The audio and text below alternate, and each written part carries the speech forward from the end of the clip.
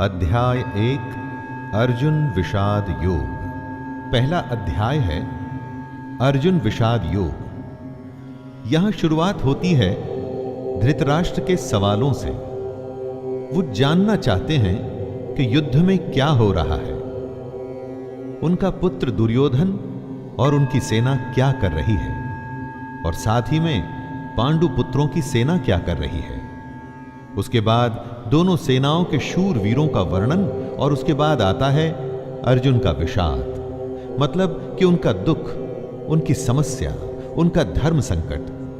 आइए सुनते हैं अर्जुन विषाद योग। धृतराष्ट्र उवाच धर्मक्षेत्रे कुरुक्षेत्रे समवेतायुयोत्सवः मामकाः पांडवाश्चैव किमकुर्वत संजय।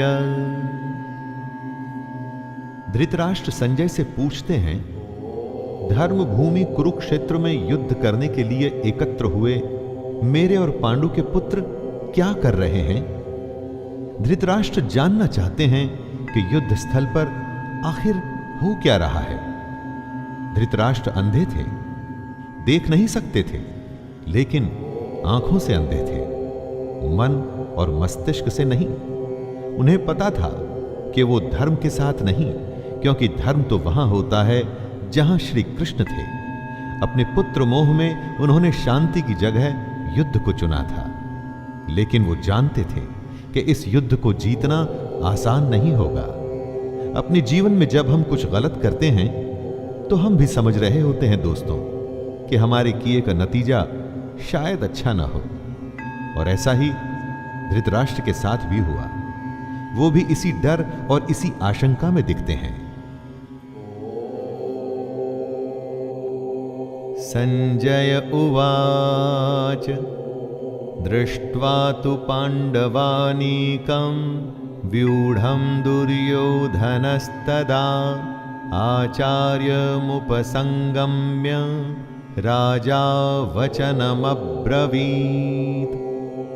संजय आंखों देखा हाल बताते हुए उत्तर देते हैं, हे राजन, दुर्योधन पांडवों की सेना के व्यूह को देख रहे हैं और ये बात गुरु द्रोणाचार्य को जाकर के कहते हैं। संजय को दिव्य दृष्टि प्राप्त हुई थी। वो युद्ध से दूर होते हुए भी युद्ध को देख सकते थे। वो जो देख रहे थे वही बता रहे थे। इसमें वो अपनी तरफ से कुछ भी नहीं कह रहे थे, सिर्फ आंखों देखा हाल बता रहे थे युद्ध का। यानी जैसे हम लोग रनिंग कमेंट्री सुनते हैं, बस इसी तरह समझ लीजिए। ये उन्हीं की दिव्य दृष्टि यानी डिवाइन विजन का कमाल था कि हमें गीता सुनने को मिली। पश्यैतां पांडुपुत्राणाम् आचार्य महतिं चमूं व्यूढ़ां द्रुपदपुत्रेण तव शिष्येण धीमता।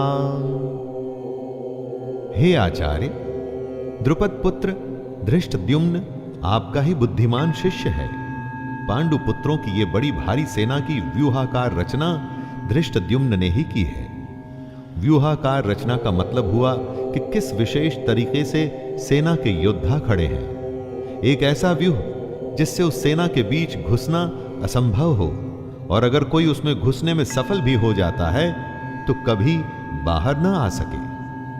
दोस्तों, जब शत्रु या समस्या को हम देखते हैं तो वो हमें बहुत बड़ी और विकराल दिखाई देती है, और मन में यह डर भी रहता है कि कुछ कर गुजर के अगर हम इसमें घुस भी गए तो क्या होगा, क्या हम बाहर आ पाएंगे, क्या हम जीत पाएंगे। ऐसी ही सोच से दुर्योधन भी गुजर रहा है। अत्र शूरा महेश्वासा भीमार्जुन समायुधि युयुधानो विराटश्च द्रुपदश्च महारथः धृष्टकेतुश्चेकितानः काशीराजश्च वीर्यवान् पुरुजितकुन्तिभोजश्च शैब्यश्च नरपुङ्गवः युधामन्युश्च विक्रान्त उत्तमौजाश्च वीर्यवान् सौभद्रो द्रौपदेयाश्च सर्व एव महारथाः। इन 3 श्लोक में दुर्योधन पांडु पुत्रों की सेना के महान योद्धाओं का नाम ले रहा है। जब भी युद्ध होता है तो आप अपने सामने खड़ी सेना, उस सेना के योद्धाओं को जांचते और परखते हैं। वैसे ही दुर्योधन भी कर रहा है। दुर्योधन द्रोणाचार्य से कहता है, बड़े बड़े धनुषों वाले तथा युद्ध में भीम और अर्जुन के समान शूरवीर सात्यकी और विराट तथा महारथी राजा द्रुपद, धृष्टकेतु और चेकितान तथा बलवान काशीराज, पुरुजित, कुंती भोज और मनुष्यों में श्रेष्ठ शैब्य, पराक्रमी युधामन्यु तथा बलवान उत्तमौजा, सुभद्रा पुत्र अभिमन्यु एवं द्रौपदी के 5 पुत्र, ये सभी महारथी हैं। इससे हमें यह पता चलता है कि चाहे शत्रु हो या शत्रु के जैसी समस्या, उसके बारे में सब कुछ जानना चाहिए। दोस्तों, समस्या के हर पहलू से हमें वाकिफ होना चाहिए। समस्या के हर पार्ट, उसके अंग के बारे में मालूम होना चाहिए, जैसा कि दुर्योधन भी कर रहे हैं।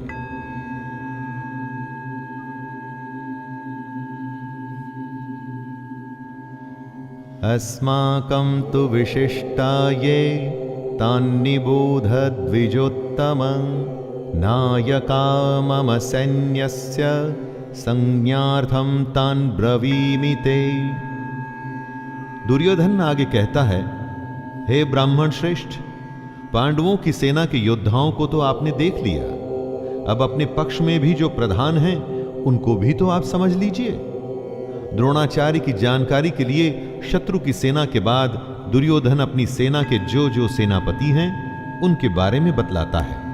समस्या के बारे में सब कुछ जान लेने के बाद बारी आती है अपने पक्ष में सोचने की। ये जानना होता है दोस्तों कि आपके पास क्या क्या स्ट्रॉन्ग पॉइंट्स हैं, आप किन बातों में मजबूत हैं, जिससे आप उस समस्या पर विजय पा पाएंगे।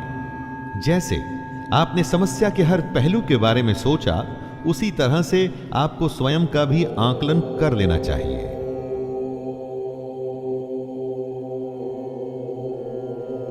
भवान भीष्मश्च कर्णश्च कृपश्च समितिञ्जयः अश्वत्थामा विकर्णश्च सौमदत्तिस्तथैव च। सबसे पहले आप द्रोणाचार्य और पितामह भीष्म तथा कर्ण और संग्राम विजयी कृपाचार्य तथा वैसे ही अश्वत्थामा, विकर्ण और सोमदत्त का पुत्र भूरिश्रवा के बारे में जानिए। दोस्तों, जिस तरह से हम आज के जमाने में रिस्क असेसमेंट करते हैं ना, वैसे ही दुर्योधन भी अपने शत्रु की सेना को देखते हुए, दोनों सेनाओं के योद्धा की बातें करते हुए आगे होने वाले युद्ध के लिए तैयार हो रहे हैं। चुनौती को हर तरह से समझकर ही उस पर विजय प्राप्त की जा सकती है।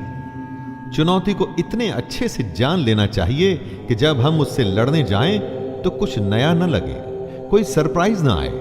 युद्ध हो या चुनौती, सरप्राइज आपको हरा सकता है। अन्ये च बहवः शूरा मदर्थे त्यक्तजीविताः नानाशस्त्र प्रहरणाः सर्वे युद्ध विशारदाः।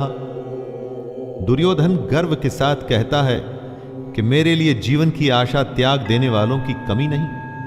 इतना ही नहीं, ये शूरवीर अनेक प्रकार के शस्त्रास्त्रों से सुसज्जित हैं और सब के सब युद्ध में चतुर हैं। दुर्योधन के एक इशारे पर उसकी सेना के शूरवीर लड़ने मरने को तैयार हैं। उन्हीं को देख दुर्योधन खुश हो रहा है। दुर्योधन के साथ युद्ध में लड़ने के लिए शूरवीर थे जो उसके लिए मरने को तैयार हैं। आप जब अपने जीवन की चुनौती से लड़ते हैं तो आपके साथ कौन होता है?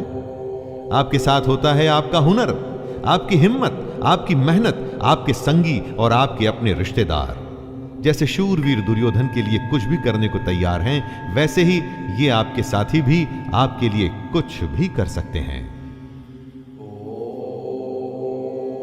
अपर्याप्तं तदस्माकं बलं भीष्माभिरक्षितं पर्याप्तं त्विदमेतेषां बलं भीमाभिरक्षितं। दुर्योधन आगे कहता है कि भीष्म पितामह द्वारा रक्षित उनकी सेना सब प्रकार से अजेय है और वहीं शत्रु की सेना भीम द्वारा रक्षित है। दुर्योधन कहना चाहते हैं कि भीम की सेना को वो आसानी से जीत सकते हैं। दुर्योधन यहां घमंड दिखा रहा है, जो आपको बिल्कुल भी नहीं करना है दोस्तों, कभी नहीं। क्योंकि अगर दुर्योधन जानता कि वो दूसरी सेना को हरा देगा तो फिर युद्ध ही क्यों करता। युद्ध को जीतने के लिए दूसरे को हराना पड़ता है। अगर चुनौती या समस्या को देखकर हमें लगता है कि हम जीत जाएंगे तो विश्वास या आत्मविश्वास तो हो सकता है, लेकिन घमंड नहीं। क्योंकि अगर घमंड हुआ तो वो आपके हारने की शुरुआत है। अयनेषु च सर्वेषु यथा भागमवस्थिताः भीष्ममेवाभिरक्षन्तु भवन्तः सर्व एव हि। दोनों सेनाओं के इस तरह के वर्णन से दुर्योधन अपनी इस बात पर पहुंचना चाहता था, और वो ये कि हर किसी को अपने अपने मोर्चों पर अपनी अपनी जगह स्थित रहते हुए निसंदेह भीष्म पितामह की रक्षा करनी है। कहने का मतलब, आप होने वाले युद्ध में सबसे अधिक उसकी रक्षा करते हैं जो आपके लिए युद्ध के लिए सबसे अधिक आवश्यक हो। जैसे कि दुर्योधन और उसकी सेना के लिए भीष्म पितामह हैं। भीष्म पितामह के हारने का मतलब था कि युद्ध हार जाना, और उनके बचे रहने का मतलब कि आप युद्ध हार नहीं सकते। अपनी सबसे बहुमूल्य चीज को तब तक बचा के रखना चाहिए जब तक कि आप युद्ध पर विजय प्राप्त न कर लें।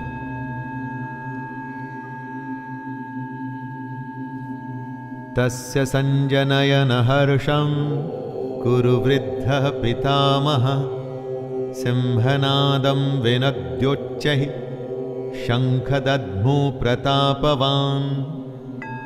शंख उद्घोषणा होती है होने वाले युद्ध की। कौरवों में सबसे वृद्ध, सबसे बड़े प्रतापी पितामह भीष्म ने उच्च स्वर में सिंह की दहाड़ के समान गरज कर ऐसा शंख बजाया कि दुर्योधन के हृदय में हर्ष उत्पन्न हो गया। युद्ध जीतने के लिए अपने पक्ष में माहौल बनाना पड़ता है, खुद को दिलासा भी देना पड़ता है कि हम युद्ध जीतने में सक्षम हैं। ऐसा ही पितामह भीष्म ने किया और ऐसा ही हमें भी करना चाहिए। ततः शंखाश्च भैर्यश्च पणवानकगोमुखाः सहसैवाभ्यहन्यन्त सशब्दस्तु मूलोऽभवत्। युद्ध भयंकर होते हैं और ये इतिहास में आज तक के सबसे भयंकर युद्ध का आरंभ था। भीष्म पितामह के शंख के पश्चात नगाड़े तथा ढोल, मृदंग और नरसिंघे आदि बाजे एक साथ ही बज उठे। इन बाजों का नाद संगीतमय नहीं, बहुत ही डरावना था। युद्ध मनोरंजक नहीं होते दोस्तों, इसलिए अगर युद्ध का फैसला ले लिया जाता है तो उसमें फिर जो भी स्वीकार हो कर लेना पड़ता है। हर युद्ध, हर चुनौती अपने किस्म के हालात लेके आती है। उन्हीं हालात के आधार पर ही हमें तैयारियां करनी पड़ती हैं।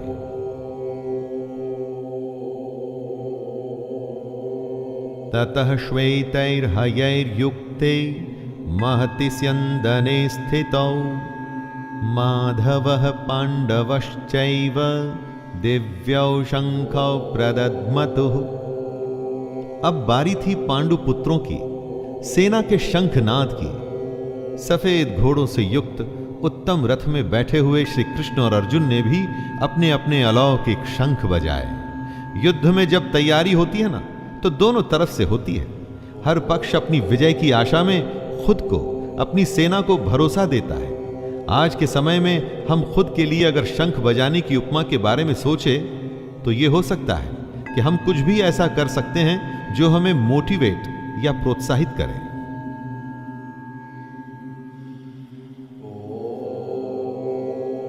पांचजन्यम ऋषिकेशो देवदत्तं धनंजयः पौंड्रं दद्मौ महाशंख भीमकर्मावृकोदरः। श्री कृष्ण के शंख का नाम है पांचजन्य। अर्जुन के देवदत्त और भयानक कर्म वाले भयानक भीमसेन ने अपना पौंड्र नामक महाशंख बजाया। अपने जीवन में इसी तरह से हम भी अपने युद्ध, अपनी चुनौती में आगे बढ़ने के लिए अपनी मोटिवेशन चुन सकते हैं। कुछ लोगों के लिए संगीत ऐसा काम करता है, कुछ के लिए भगवान को याद करना, या कुछ के लिए माता पिता का आशीर्वाद। अपने शंख आप स्वयं चुनिए और युद्ध के लिए तैयार हो जाइए।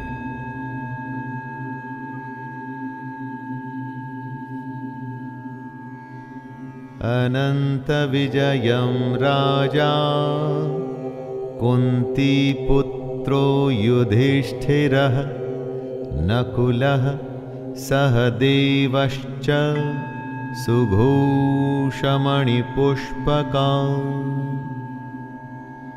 पांडवों में सबसे बड़े भाई कुंती पुत्र राजा युधिष्ठिर ने अनंत विजय नाम का और नकुल तथा सहदेव ने सुघोष और मणिपुष्पक नाम के शंख बजाए।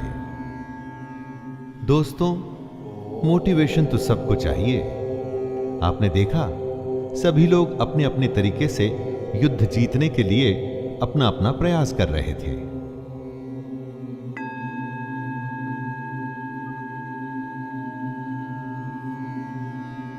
काश्यश्च परमेश्वासः शिखण्डी च महारथः धृष्टद्युम्नो विराटश्च सात्यकिश्चापराजितः द्रुपदो द्रौपदेयाश्च सर्वशः पृथ्वीपते सौभद्रश्च महाबाहुः शंखान् दद्मुः पृथक् पृथक्।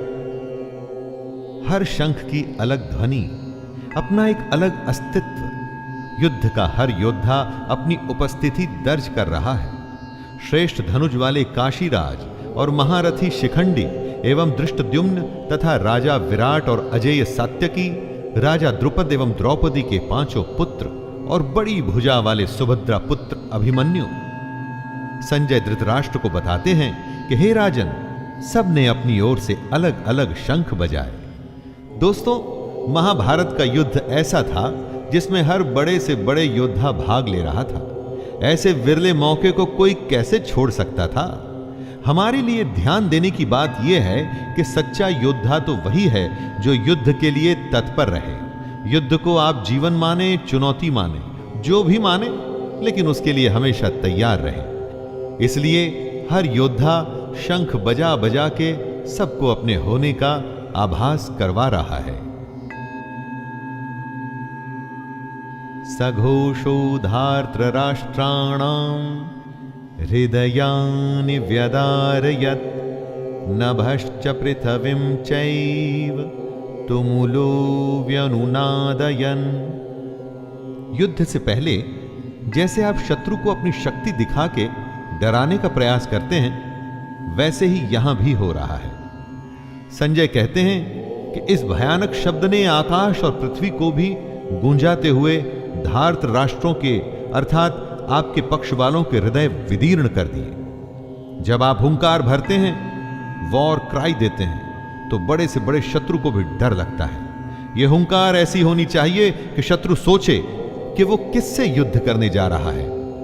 आप चाहे इंटरव्यू के लिए जाएं, किसी से मिलने जाएं, आपका हुनर, आपकी प्रतिभा ऐसी होनी चाहिए कि सामने वाला आपके कौशल से प्रभावित हो जाए। अर्जुन उवाच अथ व्यवस्थितान् दृष्ट्वा धार्तराष्ट्रान् कपिध्वजः प्रवृत्ते शस्त्रसम्पाते धनुरुद्यम्य पाण्डवः ऋषिकेशं तदा वाक्यम् इदमाह महीपते सेनयोरुभयोर्मध्ये रथं स्थापयमेच्युत। अर्जुन अपने मोर्चा बांधकर डटे हुए धृतराष्ट्र संबंधियों को देखते हैं, फिर अपना धनुष उठाकर ऋषिकेश श्री कृष्ण से कहते हैं, हे अच्युत, मेरे रथ को दोनों सेनाओं के बीच में खड़ा कीजिए। अच्युत अर्थात अटल, जो अपने स्थान से हटता नहीं, जिसका नाश नहीं हो सकता। श्री कृष्ण का एक नाम अच्युत भी था और अर्जुन अपने सारथी से दोनों सेनाओं के बीच में जाने को कह रहे हैं। अर्जुन ने श्री कृष्ण को इसलिए चुना था कि वो जानता था कि जब साक्षात भगवान उसके साथ हैं तो मतलब धर्म उसके साथ है। जिसके साथ धर्म होता है वो कभी हार नहीं सकता।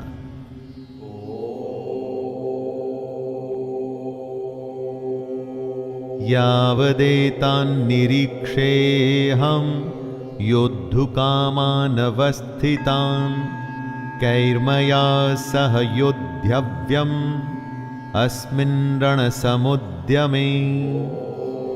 आज के जीवन का यह सबसे बड़ा ज्ञान है दोस्तों। युद्ध कोई भी हो सकता है, किसी भी प्रकार का, पर्सनल या बिजनेस से जुड़ा हुआ, लेकिन दोनों पक्षों के बीच में जाकर आप युद्ध की सही अवस्था के बारे में जान सकते हैं। अर्जुन श्री कृष्ण से कहते हैं कि हे कृष्ण, जब तक मैं युद्ध क्षेत्र में डटे हुए युद्ध के अभिलाषी इन विपक्षी योद्धाओं को भली प्रकार देख न लूं कि इस युद्ध रूपी व्यापार में मुझे किन किन के साथ युद्ध करना योग्य है, तब तक इस रथ को यहीं खड़ा रखिए। हमें भी दोस्तों, जी हां, हमें भी इसी तरह अपनी समस्या के बीच में खड़े हो उसे भली भांति देखना और परखना चाहिए और तभी निर्णय लेना चाहिए।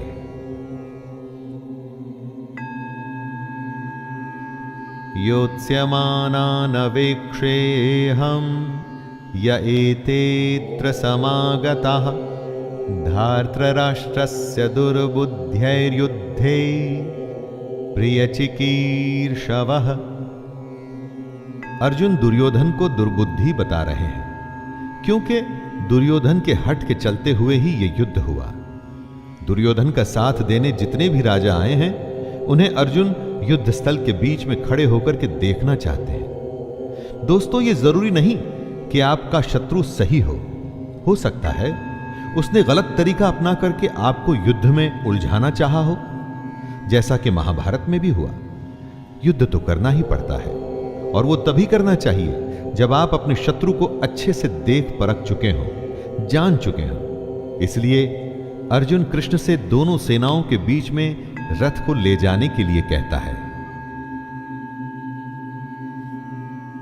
संजय उवाच एवमुक्तो ऋषिकेशो गुडाकेशेन भारत सेनयोरुभयोर्मध्ये स्थापयित्वा रथोत्तमम् भीष्मद्रोणप्रमुखतः सर्वेषां च महीक्षिताम् उवाच पार्थ पश्यैतान् समवेतान् कुरुनिति। संजय अपना आंखों देखा हाल बताते हैं। हे धृतराष्ट्र, जैसा कि अर्जुन ने कहा था, श्री कृष्ण ने दोनों सेनाओं के बीच में भीष्म और द्रोणाचार्य के सामने तथा संपूर्ण राजाओं के सामने रथ को खड़ा करके इस प्रकार कहा, हे पार्थ, युद्ध के लिए जुटे हुए इन कौरवों को देख। पार्थ अर्जुन का ही नाम है दोस्तों। उस अर्जुन का नाम है जो शंका में बस घिरने ही वाला है। पार्थ हम सब भी हो सकते हैं और अगर हम अपने आप को शंका में घिरा पाते हैं तो मदद करने के लिए कृष्ण भी दूर नहीं होते और ना ही उनकी गीता दूर होती है। तत्रापश्यत् स्थितान् पार्थः पितॄनथ पितामहान् आचार्यान् मातुलान् भ्रातॄन् पुत्रान् पौत्रान् सखिंस्तथा। कुंती का एक नाम पृथा भी था। पृथा पुत्र अर्थात कुंती पुत्र। पार्थ दोनों ही सेनाओं के मध्य में उपस्थित ताऊ, चाचा, दादा, परदादा, गुरु, मामा, भाइयों, पुत्रों, पोतों को देख रहे हैं। महाभारत को इसीलिए तो धर्म युद्ध कहा गया है, ऐसा युद्ध जो धर्म के लिए किया गया था। और इस युद्ध का एक बड़ा परिवार दो हिस्सों में बंट गया था। आधे सगे संबंधी एक तरफ और आधे दूसरी तरफ। हर किसी को फैसला करना था कि वो युद्ध में किसका साथ देना चाहता है, दुर्योधन का या अर्जुन का। श्वशुरान् सुहृदश्चैव सेनयोरुभयोरपि तान् समीक्ष्य स कौन्तेयः सर्वान् बन्धूनवस्थितान्। इन सब सगे संबंधियों के साथ साथ अर्जुन अपने मित्रों को, ससुरों को, सुहृदयों को देख रहे हैं, विचार कर रहे हैं। पूरा जीवन पांडु पुत्रों और धृतराष्ट्र पुत्रों के साथ बिताया। सारे सगे, सारे संबंधी एक ही तो हैं, दोनों पक्ष में अपने ही तो लोग हैं, किंतु अब अपनों के ही दो पक्ष बन गए हैं। उसमें से एक पक्ष शत्रु का है। हर किसी से अर्जुन की लड़ाई नहीं थी, लेकिन अब युद्ध में वो उसके शत्रु थे और उसे उनके साथ लड़ना होगा। अर्जुन उवाच कृपया परयाविष्टो विषीदत्रिदमब्रवीत् दृष्टेवमं स्वजनं कृष्ण युयुत्सुं समुपस्थितिम्। अपने करीबी एकदम अपने अर्जुन के सामने खड़े थे, लेकिन शत्रु पक्ष में उन उपस्थित संपूर्ण बंधुओं को देखकर वे कुंती पुत्र अर्जुन अत्यंत करुणा से युक्त होकर शोक करते हुए श्री कृष्ण से कह रहे हैं। यहीं से शुरुआत होती है दोस्तों, आरंभ होता है अर्जुन के विषाद का, जिसके लिए संपूर्ण गीता की रचना हुई। कृष्ण को मार्गदर्शन के लिए एक ऐसी रचना करनी पड़ी जो हमेशा हमेशा के लिए हर किसी को सही राह पर चलने के लिए प्रेरित करती रही है और आगे भी प्रेरित करती रहेगी। सीदन्ति मम गात्राणि मुखं च परिशुष्यति वेपथुश्च शरीरे मे रोमहर्षश्च जायते। युद्ध की बात करना आसान होता है, युद्ध करना कठिन। ऐसा ही अर्जुन के साथ हुआ, ऐसा ही दोस्तों हम सबके साथ होता है। ऐसी ही शंका का सॉल्यूशन भगवत गीता से श्री कृष्ण के द्वारा हमें मिलता है। दुखी अर्जुन कहते हैं, हे कृष्ण, युद्ध क्षेत्र में डटे हुए युद्ध के अभिलाषी इस स्वजन समुदाय अपनों को देखकर मेरे अंग शिथिल हुए जा रहे हैं, जैसे अंगों में शक्ति ना हो और मुख सूखा जा रहा है तथा मेरे शरीर में कंप व रोमांच हो रहा है। न जाने कितनी ही बार ऐसा हम सबके साथ होता है कि जब युद्ध के सम्मुख होते हैं तो जैसे शक्ति खत्म हो जाती है। परीक्षा की घड़ी के समय पर भी ऐसी ही घबराहट होती है ना।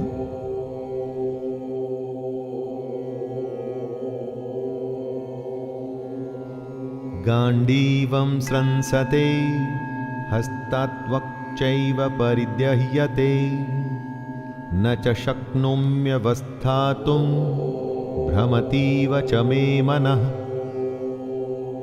अर्जुन अपने दुख को बता रहे हैं। उनका दुख दोस्तों हमारी दुविधाओं से अलग नहीं है। चाहे हम परीक्षा दे रहे हों, चाहे बिजनेस करने जा रहे हों, चाहे कोई बड़ा मैच खेलने जा रहे हों, कितने ही ऐसे मौके आते हैं जब हम स्वयं को अर्जुन की अवस्था में पाते हैं। लगता है जैसे कि हम युद्ध के लायक ही नहीं, युद्ध हम कर ही नहीं पाएंगे। अर्जुन के हाथ से उनका गांडीव धनुष गिर रहा है और त्वचा भी बहुत जल रही है तथा उनका मन भ्रमित सा हो रहा है, इसलिए वो खड़े रहने में भी समर्थ नहीं है।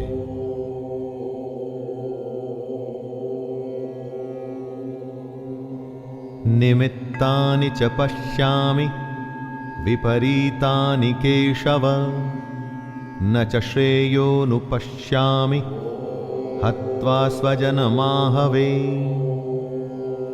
विश्व का सबसे बड़ा योद्धा अर्जुन हताश है। युद्ध से पहले अगर आप खुद को कांपता हुआ पाते हैं, देखते हैं कि डर से आपका मुंह सूख रहा है, तो आपको निश्चित ही लगता है कि आप हारने वाले हैं। दुनिया खत्म सी होती दिखती है, चारों तरफ अंधकार सा महसूस होता है। ऐसे ही समय में हमें एक मार्गदर्शक की जरूरत होती है।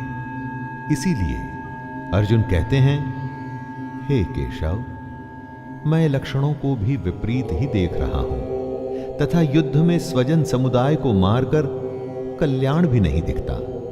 यानी अपनों की जान लेके मुझे क्या फायदा होगा?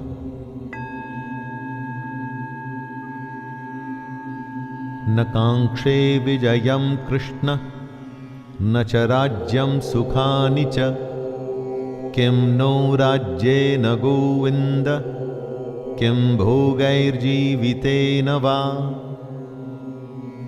अर्जुन बात को स्पष्ट रखते हैं। डर में सब व्यर्थ लगता है। अर्जुन कहते हैं, हे कृष्ण, मैं न तो विजय चाहता हूं और न राज्य, और ना ही मैं सुखों को चाहता हूं। हे गोविंद, हमें ऐसे राज्य से क्या प्रयोजन है, अथवा ऐसे भोगों से और जीवन से भी क्या लाभ है? इस विषाद में, शंका में, डर या घबराहट में अर्जुन सब कुछ छोड़ने को, त्याग देने को तैयार है। धन दुनिया उन्हें कुछ भी नहीं चाहिए। वो ऐसे भयभीत और डर गए हैं कि दुनिया की हर खुशी को छोड़कर इस समय बस इस युद्ध से बचना चाहते हैं। इन्हीं लक्षणों को हमें भी पहचानना है, ताकि ऐसी अवस्था में हम भी वो करें जो कृष्ण बताएंगे।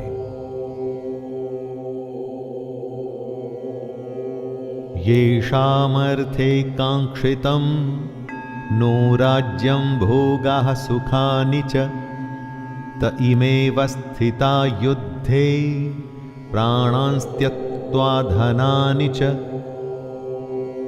अर्जुन कहते हैं, हमें जिनके लिए राज्य, भोग और सुखादि अभिष्ट हैं, वे ही ये सब धन और जीवन की आशा को त्याग कर युद्ध में खड़े हैं। सोचिए, जीवन का हर युद्ध, हर काम हम अपनों के लिए करते हैं। हमारा सारा काम, सारे फायदे, सारी सुख शांति, भाग दौड़ सिर्फ और सिर्फ अपनों के लिए होती है, और यहां पर हमें अपनों को ही मारना पड़ रहा है। इससे बड़ी क्या दुविधा होगी? अब वही अपने आप को मारने के लिए खड़े हैं और आपको भी उन्हें मारना पड़ेगा। ऐसी दुनिया किस काम की? यही उलझन अर्जुन के मन में है।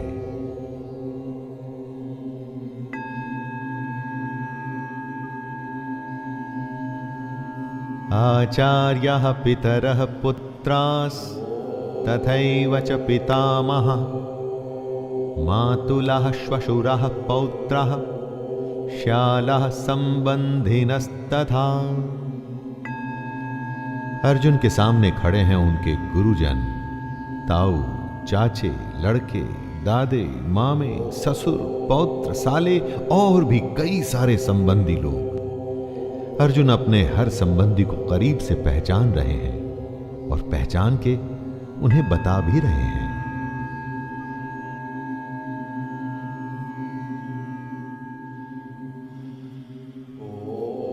एतान्न हन्तुमिच्छामि ज्ञतोऽपि मधुसूदन अपि त्रैलोक्य राज्यस्य हेतुः किं नु महि कृते। अगर आप युद्ध करने का निर्णय लेते हैं तो क्या आप ये कह सकते हैं कि मैं इस शत्रु को मारूंगा और उसे नहीं? युद्ध में तो हर कोई एक सैनिक होता है, और अगर वो शत्रु पक्ष से है तो आपने उसको मारना ही है। यही दुविधा है अर्जुन की, जो वो बता रहे हैं। हे मधुसूदन, मेरे मारने पर अथवा तीनों लोकों के राज्य के लिए भी मैं इन सबको मारना नहीं चाहता। फिर पृथ्वी के लिए तो कहना ही क्या है? देखा दोस्तों, 3 लोकों का राज्य भी अर्जुन को नहीं चाहिए। अगर उसके लिए उसे अपनों का वध करना पड़ता है तो उसे वो नहीं चाहिए। दोस्तों, जीवन में कई बार ऐसी घड़ी आती है जब हमको जो सबसे प्रिय है ना, उसका त्याग करना पड़ता है, क्योंकि हमें अपने ध्येय की ओर बढ़ना पड़ता है। और अगर हम ऐसा करते हैं तभी हमें ध्येय की प्राप्ति होती है। तब क्या अपनी सबसे प्यारी चीज को हम छोड़ सकते हैं?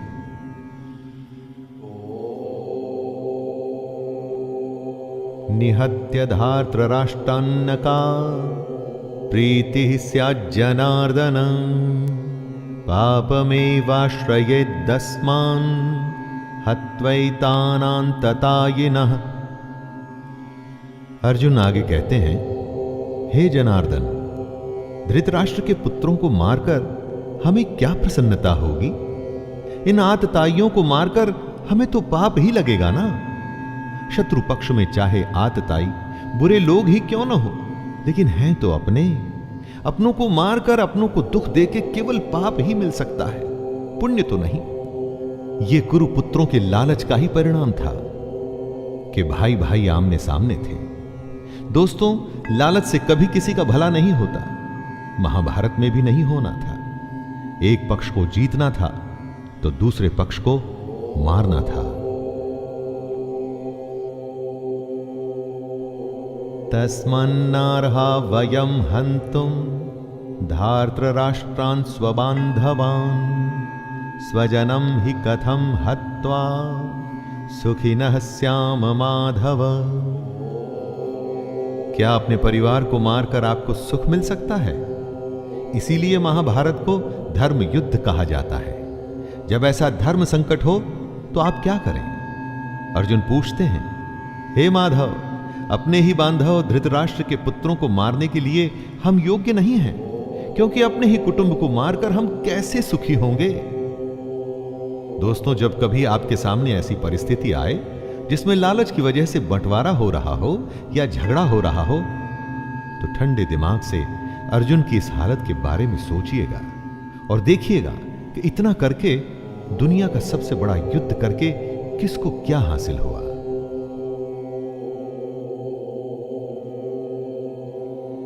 यद्यप्येते न पश्यन्ति लोभोपहत चेतसः कुलक्षय कृतं दोषं मित्रद्रोहे च पातकं कथं न ज्ञेयमस्माभिः पापादस्मान्निवर्तितुं कुलक्षय कृतं दोषं प्रपश्यद्भिर्जनार्दन।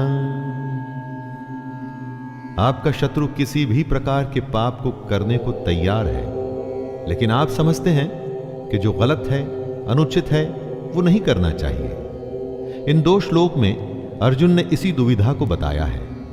यद्यपि लोभ से भ्रष्ट चित्त हुए ये लोग कुल के नाश से उत्पन्न दोष को और मित्रों से विरोध करने में पाप को नहीं देखते, तो भी हे जनार्दन, कुल के नाश से उत्पन्न दोष को जानने वाले हम लोगों को इस पाप से हटने के लिए क्यों नहीं विचार करना चाहिए?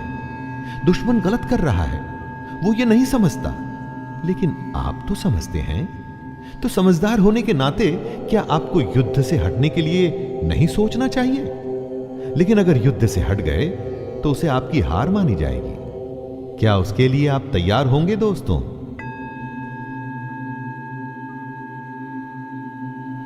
कुलक्षये प्रणश्यन्ति कुलधर्मः सनातनः धर्मे नष्टे कुलं कृतस्नं धर्मोऽभिभवत्युत। जहां परिवार खत्म हो जाता है वहां कुछ नहीं बचता।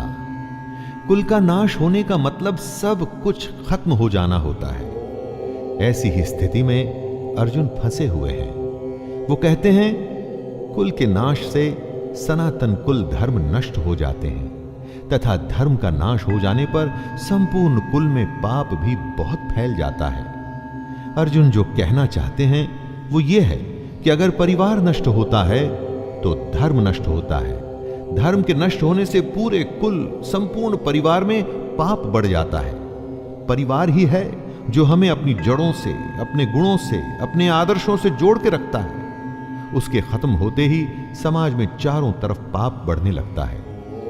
दोस्तों, आप चाहें तो अपने चारों तरफ भी देख सकते हैं। जहां परिवार का सम्मान नहीं, वहां किसी भी बात का सम्मान नहीं होता और समाज पतन की ओर ही जाता है। अधर्माभिभवात् कृष्ण प्रदुष्यन्ति कुलस्त्रियः स्त्रीषु दुष्टासु वाष्णेर्य जायते वर्णसंकरः। परिवार की भलाई उसकी स्त्रियों पर निर्भर करती है। अगर कोई घर बनता है तो वो परिवार की महिला की वजह से बनता है। जिस घर में महिला नहीं होती तो कहते हैं कि उस घर का कोई भविष्य ही नहीं। और अगर ये स्त्रियां दूषित या करप्ट हो जाएं तो उसका क्या असर होता है? अर्जुन कहते हैं, हे कृष्ण, पाप के अधिक बढ़ जाने से कुल की स्त्रियां अत्यंत दूषित हो जाती हैं और स्त्रियों के दूषित हो जाने पर वर्ण संकर उत्पन्न होता है। संकरो नरकायैव कुलघ्नानां कुलस्य च पतन्ति पितरो ह्येषां लुप्तपिंडोदक क्रियाः। वर्ण संकर का यहां पर मतलब है जहां वर्ण या समाज की मर्यादाओं को सम्मान न देते हुए गलत तरीके से गलत वर्णों के मेल से जब संतान की उत्पत्ति होती है तो वो सब कुछ खत्म कर देती है। इसीलिए समाज के नियम बड़े सोच समझकर बनाए गए होते हैं दोस्तों, और इतने हजारों वर्षों की सोच और उस नियमों को बिना सोचे समझे नहीं तोड़ना चाहिए। अर्जुन इसी बात का वर्णन कर रहे हैं कि हे कृष्ण, वर्ण संकर कुल घातियों को और कुल को नरक में ले जाने के लिए ही तो होता है। लिप्त हुई पिंड और जल की क्रिया वाले अर्थात श्राद्ध और तर्पण से वंचित इनके पितर लोग भी अधोगति को प्राप्त होते हैं।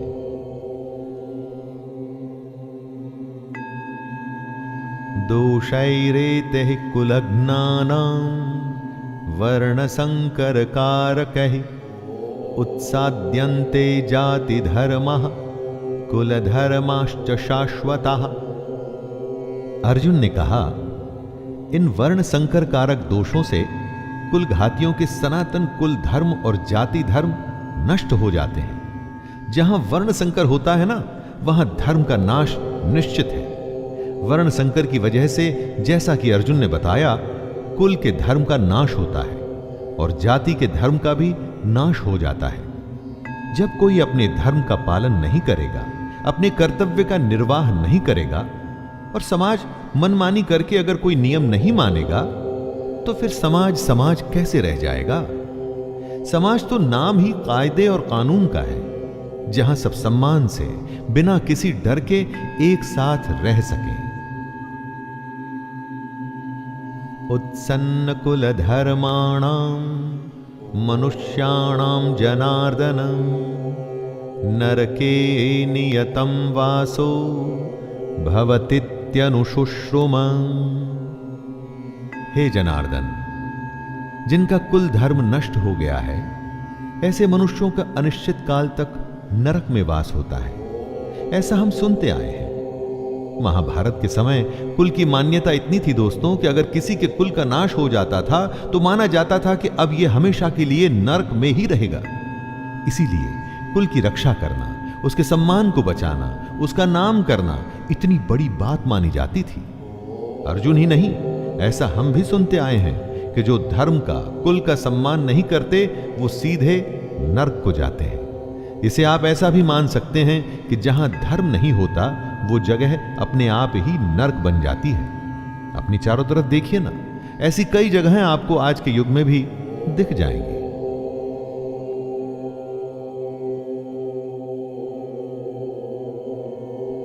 अहो बत महत् पापम कर्तुम व्यवस्थिता वयम यद्राज्य सुख लोभेन हन्तुम स्वजनमुद्यतः। अर्जुन आगे स्वयं को दोष दे रहे हैं। शोक, हम लोग बुद्धिमान होकर भी महान पाप करने को तैयार हो गए हैं, जो राज्य और सुख के लोभ से स्वजनों को मारने के लिए उद्यत हो गए हैं। दोस्तों, दुर्योधन जैसा भी है, उसने जो भी निर्णय लिया, लेकिन अर्जुन और उसकी सेना तो समझदार है। तो क्या ऐसा उनके लिए ठीक है? बेवकूफ का पाप शायद माफ भी हो जाए, लेकिन बुद्धिमान से बहुत कुछ की उम्मीद की जाती है। तो क्या समझदार अगर युद्ध के लिए तैयार हो जाता है तो उसकी गलती की माफी मिलेगी? अर्जुन को लगता है कि नहीं मिलेगी।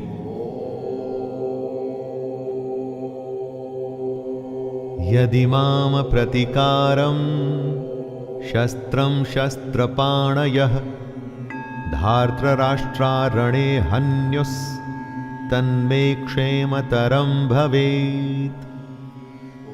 आंखें बंद कर किसी अपने के बारे में सोचिए जो आपको बहुत पसंद है, जो आपका अपना है, जिसकी गोद में आप खेले हों, जिसके साथ खेले हों, चाहे वो आपसे बड़ा हो या छोटा हो। क्या आप उसे मार पाएंगे? अरे उससे अच्छा तो आपको लगेगा कि उसके हाथों आप स्वयं मारे जाएं। यही बात अर्जुन कहते हैं। यदि मुझ शस्त्र रहित एवं सामना न करने वाले को शस्त्र हाथ में लिए हुए धृतराष्ट्र के पुत्र रण में मार डालें, तो वो मरना भी मेरे लिए अधिक कल्याणकारक होगा। संजय उवाच एवमुक्त्वार्जुनः संख्ये रथोपस्थ उपाविशत् विसृज्य सशरं चापं शोक संविघ्नमानसः। संजय, जो धृतराष्ट्र को इस महान युद्ध का वर्णन दे रहे हैं, वो बताते हैं, हे धृतराष्ट्र, रणभूमि में शोक से उद्विग्न मन वाले अर्जुन इस प्रकार कहकर बाण सहित धनुष को त्याग कर रथ के पिछले भाग में बैठ गए।